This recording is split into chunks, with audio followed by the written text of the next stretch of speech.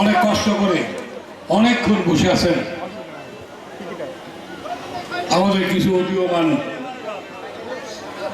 নেতা বক্তৃতা দিয়ে অনেক দেরি করে ফেলেছে। তারা আপনাদেরই সন্তান। আমরা কিছু নেতা তৈরি করছি আর কি। প্রত্যেকটি ইউনিয়নে আমরা এরকম জনসভা করব। যাই হোক, আমরা সংক্ষেপে দু একটা কথা বলবো, সময় দেয় নাই, মাত্র মনে হয় 20-25 মিনিট। আজকে এই জনসমাবেশের সেনাবাহিনী সভাপতি, উপস্থিত বিএনপি, যুব দল, স্বেচ্ছাসেবক দল, শ্রমিক দল, কৃষক দল, ছাত্র দল, তাঁতি দল, বিভিন্ন অঙ্গ সংগঠনের নেতৃবৃন্দ, যদুপাড়া ইউনিয়ন বাসিক জনতা একাংশ আছে, আবার আমি সালাম দিচ্ছি। আসসালামু আলাইকুম। আপনারা যদিও যদুপাড়া বাড়ি, আগে একটা সমস্যা ছিল, পার হতে গেলে 1 ঘন্টা, কিন্তু এখন তো সে এপার ওপার নাই। এখন ওপার থেকে এপার এসে 30 সেকেন্ড সময় লাগে। তো আমরা এত সুবিধা পেয়েছি, এই জন্য আল্লাহ দরবারে শুকরিয়া জানাই, আলহামদুলিল্লাহ। আপনারা জানেন আজকে বাংলাদেশ কঠিন ক্রান্তিকাল অতিক্রম করছে, যেটা আপনারা বুঝতে পারবেন না। আওয়ামী লীগ সরকার দীর্ঘদিন বাংলাদেশের ক্ষমতায় আসীন ছিল। তারা এদেশের মানুষের আমাদের ভোটের অধিকার হরণ করেছে। আমরা 15 বছর ভোট দিতে পারিনি। আমি একজন পৌরসভার মেয়র, সে এরশাদ আদালত থেকে। আমি আর ভয়তে ভোটই করি। এই সিঁড়ি কাটাকাটি চেয়ারম্যান আমরা পছন্দ করি না। আমি ব্যক্তিগত কাজ তো জনগণের নিয়ে, তো জনগণ যদি ভোট না দিতে পারে, সে ভোটে চেয়ারম্যানের কোনো লাভ আছে? আমি চেয়ারম্যানের আগেও কিন্তু একবার কমিশনার ছিলাম, খুব অল্প বয়সে, 23 বছর বয়সে আমি কমিশনার নির্বাচিত হয়েছিলাম। ছোটবেলা থেকে জনগণের সাথে আমার সম্পর্ক, বিশেষ করে আপনারা যদুপাড়ার লোক, এই অত্র অঞ্চলের লোক, প্রত্যেক দিন মনে হয় 10,000 মানুষের মুখের চেহারা আমার মুখে ভাসে, দেখা হয়েছে। খেয়াঘাটে বসে আছি, রাস্তায় হাঁটাহাঁটি করতেছি, বাড়ি তো পাশে, ঘাটের উপরেই। আপনার সঙ্গে আমাদের একটা আত্মার সম্পর্ক। আমি এই এলাকায় অনেক খেলাধুলা করেছি, হাডুডু, ফুটবল, গাদন খেলা, অনেক আমার বন্ধু বান্ধব আছে, নৌকা বাইস্টাইল অনেক কিছু ছিল। তা আমি এমনি একটু খেলাধুলা প্রিয় মানুষ, সংস্কৃতি প্রিয় মানুষ। একসময় গান বাজনা করেছি, এখন তো ওইসব দিন আর নাই। আজকে জনসভা করতেছে, যে মজাটা পেয়েছি, মানুষের সেবা করতেছে, এর চেয়ে বড় মজা বা পৃথিবীতে আর কিছু আছে বলে আমার জানা নেই। মানুষের উপকার, মানুষের উপকার একটা ছোট ক্ষমতায় থাকলেও, একটা মেম্বার যে থাকে তারও কিন্তু একটা ক্ষমতা। তারা একটা দেশের মানুষের উপকার করতে পারে। মানুষের উপকার করলে 2টা সোয়াব, একটা সেই লোকের উপকার সে দোয়া করবে, এবং আল্লাহ দরবারে আপনি আরো সোয়াব পাবেন। আমরা মুসলমান, আমরা আল্লাহকে বিশ্বাস করি, আমরা মুসলমান, আমাদের ধর্ম মানুষের সেবা করা। আজকে আমরা কি দেখতে পাই, বাংলাদেশে কি দেখলাম? 1991 সালে আমি বিএনপিতে যোগদান করি। বিএনপিতে যোগদান করার আগে কুমারখালী বিএনপির অবস্থা কি ছিল? 20 জন 30 জন নিয়ে মিছিল মিটিং করত। আমি বিএনপিতে যোগদান করার পরে 1992, 93, 94 আমি সমস্ত গ্রামগঞ্জে ঘুরে বিএনপির যুবদল, ছাত্রদলকে ঐক্যবদ্ধ করে একটা সুসংগঠন করেছিলাম। কিন্তু আমরা কি পেলাম? আমরা না পেলাম শাসন, না বললাম রাজনৈতিক দল, না বললাম কোন দলের থেকে কোন সিদ্ধান্ত। আমরা কুমারখালীর মানুষ, আমরা সংখ্যাগরিষ্ঠ, আমরা আজকে 3 লক্ষ ভোট কুষ্টিয়ায় বসে ইস্ট ইন্ডিয়া কোম্পানির মতো আমাদেরকে শাসন করা হয়। কোন ইউনিয়ন পরিষদে, কোন পৌরসভাতে, কোন থানায় কুমারখালী কোকসায় সম্মেলন করা হয় না। আজ থেকে মনে হয় 10 বছর আগে কি 15 বছর আগে একটা সম্মেলন হয়েছিল। ওই সম্মেলনে আমরা আমাদের জেলা সভাপতিকে বলছিলাম যে আমরা গ্রুপিং চাই না, আমরা সমন্বয় চাই, একসঙ্গে দল করতে চাই, দলকে শক্তিশালী করতে চাই। উনি বলে আচ্ছা আপনাকে কোন দলে দেবো, এমন যে বলে খুশি আপনি দেন। উনি আমাকে সহসভাপতি দিলেন। আমি ছিলাম পৌরসভার চেয়ারম্যান, 4 বার পৌর বিএনপির সভাপতি ছিলাম। উনি আমাকে ভাইস চেয়ারম্যান দিলেন, মানে পদ ডিমোশন হয়ে গেল।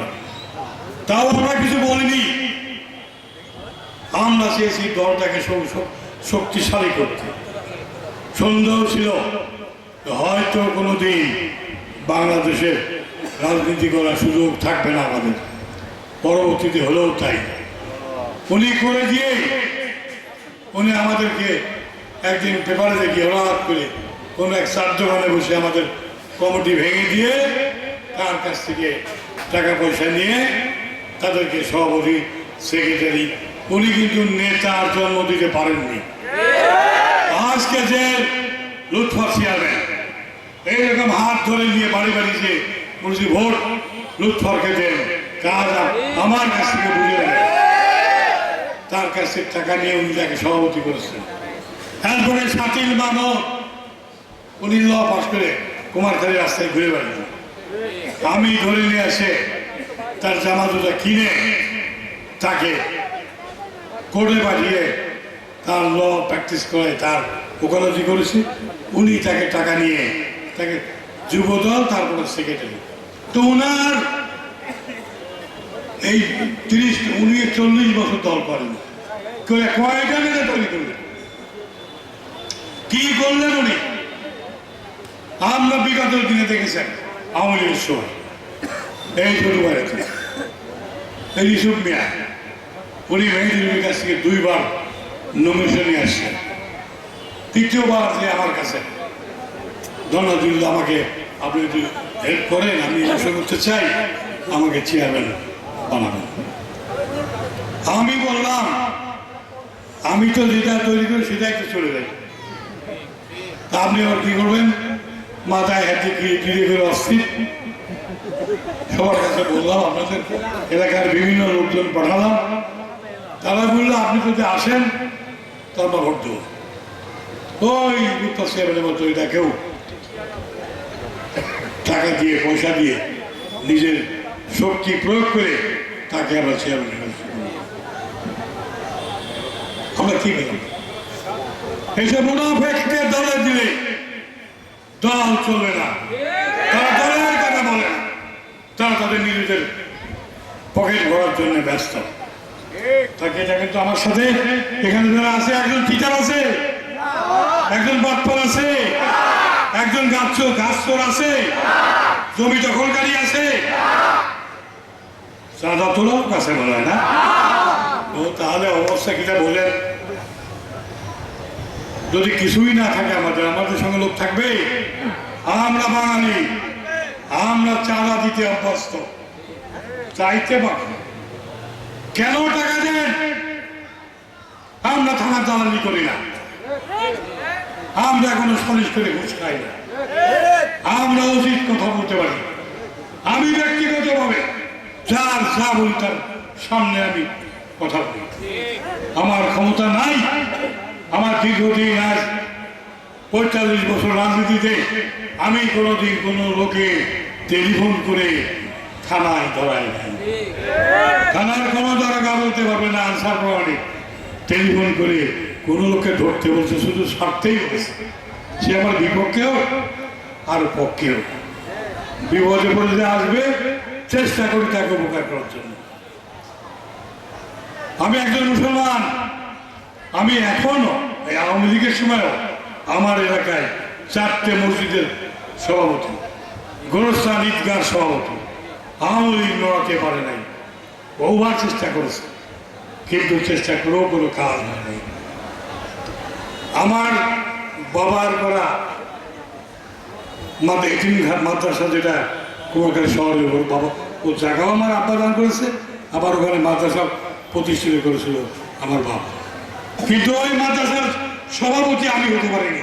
চেয়ারম্যান থাকা অবস্থায়, আমার দল ক্ষমতায় থাকা অবস্থায়, আমার এমপি থাকার অবস্থায় আমি সবাইকে অন্য স্কুলের সভাপতি বানাই, সেক্রেটারি বানাই, কিন্তু আমি নিজে কিন্তু কোনো স্কুলের সভাপতি হতে পারি কি জন্য পারিনি?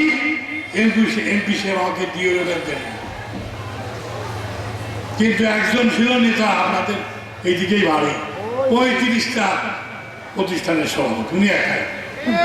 আর আওয়ামী লীগের সময় কি দেখলাম, ওয়ার্ড কমিটির সভাপতি যে, সেও একটা প্রাইমারি স্কুলের সভাপতি আছে। কোন লোককে আমাদের বিএনপির নেতারা কাউকে কোনো সম্মান দেয়নি। মিথ্যা? আমরা এটা ভাবতে চাই, যদুবরা ইউনিয়ন এটা বিএনপির ঘাঁটি। এই জায়গায় যে কমিটি রয়েছে 15 বছর আগে, সভাপতি মরে গেছে, সেক্রেটারি ন্যাংরা হয়ে কতদিন হসপিটালে পড়ে থাকে। কই কমিটি কোনো পরিবর্তন হইল না? শক্ত লোক দেখলেই অসুবিধা। গণতন্ত্র মানতে হবে, গণতন্ত্রের জন্য দেশের সংগ্রাম করবেন, আর নিজের দলের মধ্যে গণতন্ত্র মানবেন না। আজকে না আনার কারণেই তো আজকে আওয়ামী লীগের এত দুঃশাসন, যে বিএনপি মিছিলে থাকলে লোক হয় না। তো আমরা চাই এর পরিবর্তন, আমরা চাই এর নিজস্ব নিজ এলাকায়, আমি না আমার মতো আরেকজন কুমারখালীতে নেতৃত্ব দিক, যেখানে আপনারা আপনাদের বিপদে আপদে যখন যখন দরকার তখন এসে কুমারখালী যে আপনার তার কাছে দাঁড়াতে পারবে। তার কাছে দাঁড়াতে না পারলেও তার বংশধররা থাকবে, তার উত্তরসূরি থাকবে, তারা আপনাদের পাশে দাঁড়াবে। এই গত 5 তারিখে কুমারখালীতে লুটপাট হয়েছে, যাদেরকে দেখেছি ভিডিও ক্যামেরাতে আওয়ামী লীগের লাঠি নিয়ে মিছিলের আগে তাদেরকেই দেখলাম 5 তারিখ বিকেল বেলা বিএনপির মিছিলের লাঠি নিয়ে আগে দোকানপাট ভাঙতে। বিএনপি কি ভাঙা রাজনীতি করে? বিএনপি কি কোনো জমি দখলের রাজনীতি করে? আমার কানে আসছে যদুবাড়াতে গাছ টাছ কাটার কোনো পায়তারা চলতেছে কোনো বাড়িতে। আমি হুঁশিয়ারি করে দিচ্ছি সেই সব ছেলেমেয়েদেরকে, এইটা করলে কিন্তু রাজনীতি করা যাবে না, বিএনপিতে থাকা যাবে না। একবার ভাইজান হলেই পদও যাবে, দল যাবে। যদি কোনো সমস্যা থাকে আমাদেরকে বলেন, চিকিৎসা দরকার, কোনোকে সাহায্য করা দরকার, আমাদেরকে বলেন। আমরা 5 জন 100 টাকা দিতে 500 টাকা হয়ে যাবে। আমার সঙ্গে যারা আছে আমি তাকে বলেছি যে সবাই কিন্তু ওই দিক দিয়ে পাঠান, টাকা চাইলে কেউ না পারে না। তো সেজন্য বলি আপনারা এই জাতীয় কোনো কাজ যেন যদু বাইরেতে না হয়, আমরা গর্ব করে বলি। আমি আপনার 5 তারিখে কিন্তু বাড়ি ছিলাম না, আমার ছোট ভাইরা ছিল। যখন ওই রানা টেক্সটাইল আওয়ামী লীগের ডোনার ওর দোকান লুটপাট করতে আসে, তখন আমার ভাইরা বা আমার লোকজন তারা রাজি ঠেকান, তাদেরকে প্রতিরোধ করে বলে এখানে ভাঙাভাঙি আমার অধিকার হবে। এটা তো আমি ছিলাম বলে, আমরা রাজনীতি করি বলে আমার ভাই বোনেরা তারা এই সাপোর্টটা তাদেরকে দিয়েছে। কিন্তু তারা আমাকে ছাড়ে নাই, মাত্র 12টা মামলা আসামি করেছে। এখনো 4টে মামলা আছে, ওরা আমার ছাড়ে নাই। কিন্তু আমরা তো তাদের ক্ষতি করতেছি না, কোনো মামলাও করতেছি না, ওরা ভয়েই আসছে। আমরা বললাম যে নিরস্ত্র শত্রুকে মেরে বাহাদুরি নিয়ে করলাম নেই। যেমন শেখ হাসিনা এই জুলাইয়ের যে অভ্যুত্থান আগস্টের 5 তারিখে, উনি রাষ্ট্রনায়ক, ওনার কি উচিত হয়েছে তার পুলিশ বাহিনী, র্যাব, বিজিবি, বিভিন্ন বাহিনী দিয়ে বাংলার দামাল ছেলেদেরকে নিরস্ত্রভাবে গুলি করে মারা কি ঠিক হয়েছে তার? উনি বর্ডারে ইন্ডিয়া প্রত্যেকদিন গুলি করে গেলে আমাদের দেশের মানুষকে মারে, ওই একটা গুলি তো ওখানে ঘটে না। রোহিঙ্গাদের ঢুকাই দিল 12 লক্ষ রোহিঙ্গা, আমরাই নিবে খেতে পাই না, আবার তাদেরকে কোথা থেকে খাওয়া। উনি ঢুকাই নিয়ে বসে আছেন, উনি সেই শান্তি নোবেল পুরস্কার পাওয়ার জন্য। আমরা বলতে চাই লজ্জা লাগে, একটা প্রধানমন্ত্রী, সারা বিশ্বের সম্মানিত ব্যক্তি, আমরা গর্ববোধ করি আমরা বাঙালি, একজন মুসলমান নোবেল বিজয়ী ডক্টর ইউনূস। আমরা মুসলমান, আমাদের মধ্যে একজন ডক্টর আছে, নোবেল বিজয়ী আছে বিশ্বের 78 কি 80 জনের মধ্যে একজন। উনি তাকে মামলা দিয়ে জেলে দেওয়ার জন্য ব্যস্ত হয়েছে। আল্লাহর কি রহমত, আল্লাহর মাঠ তো বোঝা যাবে না।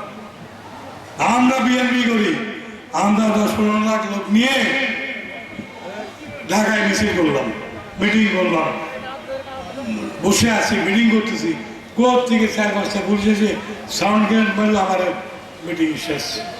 আমাদের নেতারা সব, আপনারা দেখছেন টিভিতে কিরকম দৌড় মারে। ক্ষমতা হলো না মাইকে যে আপনারা দাঁড়ান, শুধু ছাত্রদের হুকুম দেবে, হুকুম দেওয়ার সাহস হবে। আর কি করে এইসব ইউনিভার্সিটির ছাত্ররা, ক্লাস 8, 9-এ পড়া ছেলেরা, ক্লাস 6 পড়া ছেলেরা, তারা কি করে এত সাহস পেল এই হাসিনা সরকারের বিরুদ্ধে কথা বলার জন্য? আপনাদের হিসাব করতে হবে, এটা আল্লাহর রহমত। তাদের মধ্যে, বুকের মধ্যে আল্লাহর যে শক্তি, সেই শক্তি তাদেরকে দেওয়া হয়েছিল। তারা মরে গেছে, গুলি গেছে, পিছনে কেউ যায়, সামনের দিকে হাঁটছে, হাজার হাজার ছেলেমেয়ে মারা গেছে। তো আমরা আজকে, আমি আবারও বলতেছি আপনাদেরকে, আমরা এখানে যারা বিধর্মী আছে, হিন্দুরা আছেন, হিন্দু ভাইরা আছেন, আমরা মুসলমান, আমরা, তারা কিন্তু আমাদের অতিথি, তারা আমাদের অতিথি, আমরা সংখ্যাগরিষ্ঠ। এটা রাসূলের নির্দেশ, আল্লাহর নির্দেশ। তাদের যদি কোনো ক্ষতি হয়, এর জবাব দিয়ে আপনাদেরকে সবাই করতে হবে, তার মধ্যে আমিও আছি। যত হাজির হই না কেন, ছাড় হবে না কাউকে। তো আমরা সেজন্য সবাই অনুরোধ করে যাই, আপনারা তাদের দিকে খেয়াল রাখবেন। কেউ কারো বাড়ি গাছ কাটবেন না, যদি একটা গাছের দরকার হয় আমার কাছে বলবেন, আমার অনেক গাছ আছে, আমরা গাছ দিয়ে দেবো আপনাদের। আপনারা কোনো হিন্দু মানুষের আছে তো কয়েকবার হিন্দু, বেশি তো নাই, এদেরকে রক্ষা করবেন। এটা তারেক রহমান নির্দেশ, কঠিন নির্দেশ। এইখানে চৌধুরাতে বাবু কাকা জ্ঞানেন্দ্রনাথ বসু উনি দীর্ঘদিন চেয়ারম্যান ছিলেন। আমি কিন্তু তাকে, কামাল হোসেনকে দাঁড় করিয়ে দিয়ে তাকে চেয়ারম্যান থেকে সরিয়েছিলাম। অনেক কথা উনি আমাকে খুব, আমি বয়সে তার নাতি ছেলে বয়স, কিন্তু আমাকে খুব সম্মান করত, কোন নেতার কথা শুনতো না। একবার উপজেলায় দাঁড়ায় গেল, তরুণ ভাই আমাকে বললো কাকা তো চেয়ারম্যান দাঁড়ায় গেছে, বলে আমি চিঠি পাঠাইছি, আসেনি। আমি কাটিয়ে যেন খবর দিলাম ওই রাতুল দাসকে দিয়ে, বড় মালিক তোমার তো দেখা করতে বলেছে, কয় আনসার বড় মালিক। ওনার সাথে আমার বড় ছেলে দাদি বড় মালিকের খুব ভালো সম্পর্ক ছিল। উনি তারপর দিন সকালবেলা থেকে প্যান্ট শার্ট করে আমার দোকানে বসে আছে। কাকা কী ব্যাপার সকালবেলা, তুমি খবর দিয়েছো? তুমি পুষিয়ে দেবো না, আগেই আসলো। বসে নাস্তা করে মিষ্টি খাওয়ায় বললাম যে এখানে আপনি জানালে তরুণ বয়স সমস্যা, উনি তো জমিদার পরিবারের মানুষ, তার তো কিছু লোকজন আছে। তুমি কি বলো? আমি তরুণকে চিনি না, তুমি যা বলো সেটাই হবে। আমি বলো আপনি এবার শান্ত হন, বয়স হয়ে গেছে, আপনি আমাদের দোয়া করেন আর আমাদের যেটা বলি সেটা করেন। তুমি যেটা বলবে সেটাই বলবো। আমি আপনার এই বিষয় করার দরকার নাই। আমরা কুমারখালী যে তরুণ ভাইকে টিকিয়ে রাখি, কুমারখালী একটা অলঙ্কার। আর একটা মারুভূতি কথা যেটা আর বললাম না, যদি কোনো শোনার ইচ্ছা থাকে দু একজন, আমি যখন একা থাকি তখন বলবেন, আমরা তার উত্তর দেবো। আমরা তাকে টিকায় রাখি, কুমারখালী একটা অলঙ্কার, ন্যায় বিচার করে আমাদেরকে সাথে নিয়ে চলে, সে কোনো নেশাগ্রস্ত লোক না, তাকে আমরা টিকায় রাখি এই জন্য। তারপরে উনি আমার কথা শুনে উনি বসে গেলেন, আমি উদ্যোগ দরখাস্ত রেখে আমার কাছে পাড়ায় দিলেন। আমি কুষ্টিয়া ডিসিএমের কাছে দিয়ে আসলাম, এটা উদ্যোগ হয়ে গেল। আমি এসে করলো না, মিষ্টি টিষ্টি নিয়ে তরুণ ভাইয়ের সঙ্গে করে বাড়িতে আসলাম। বাড়িতে দেখা দেখা করে গেলাম, দোয়া টোয়া নিয়ে গেলাম। সে যাই হোক, অনেক কথা।